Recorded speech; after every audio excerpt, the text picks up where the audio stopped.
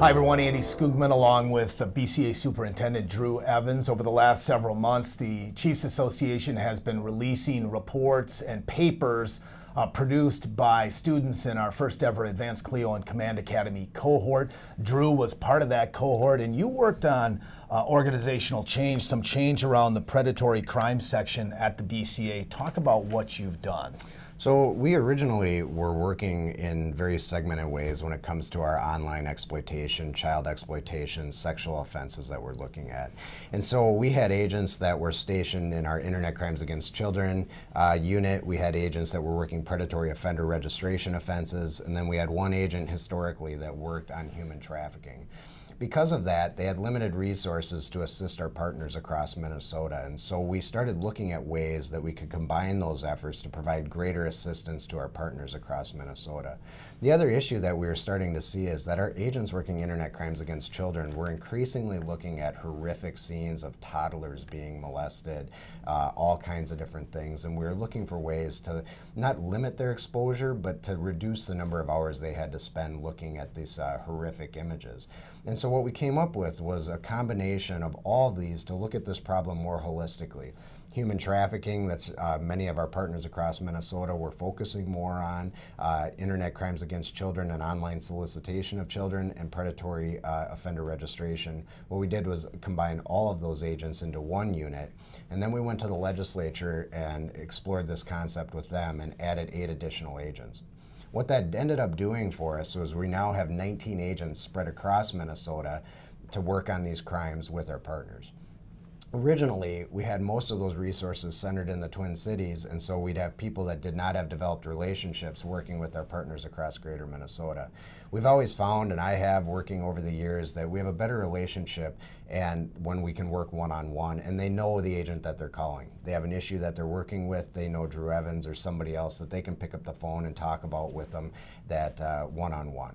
So that's what we've done, and we're now, as I said, in 6 different locations across Minnesota, and we're working more cases than ever. The number of human trafficking cases in the first half of this year is double what it was just last year, and we're working very closely with our municipal, county, and federal partners across Minnesota on these crimes. You talk a little bit about the benefits there to the local PDs out there. As the CLEO, I think it's safe to say that cops don't always embrace change, right. But kind of as the CLEO overseeing the BCA, what sort of challenges did you face making these changes, and how did you overcome them? So when we were working with our agents, like naturally, they were very focused on the type of crime that they were investigating, and they were really good at it. And so they didn't necessarily want to change into this new unit focusing on everything. But what we had to explain and really work with them one-on-one and have a number of meetings to gather their input as the best way to do this moving forward is to really listen to them as to what pieces really make a lot of sense and which pieces we should really be examining to make improvements along the way.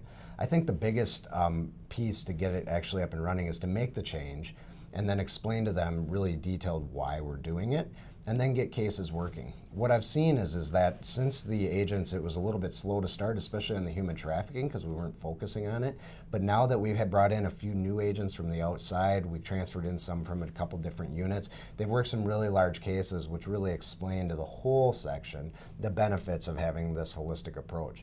The other thing that really has helped us with this as well is we've started to see predatory offenders that are on registry right now pop up in our other cases, which I think they've seen the benefit now of working these cases all different angles from the registry all the way through the ones that are involved in our other crimes. Got a lot of chiefs out there who struggle with organizational change but know they need to do it.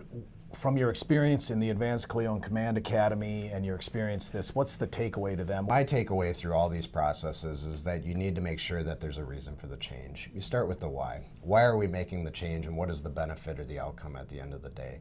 And if you don't have that, it may not be the right time to make that change. The other thing I've seen with an organization that's as varied as the BCA is when I'm making changes, there's such a thing as making too many changes at once.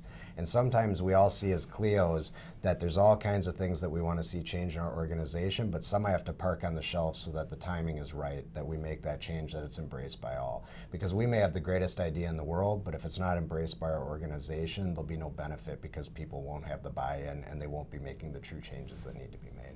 Drew, thanks for your time. Thanks for your support of all of our members on a day-to-day basis. Yeah, thank you. To take a look at Drew's report, along with all of the other students from the Advanced Cleo and Command Academy cohort, go to our website, mnchiefs.org.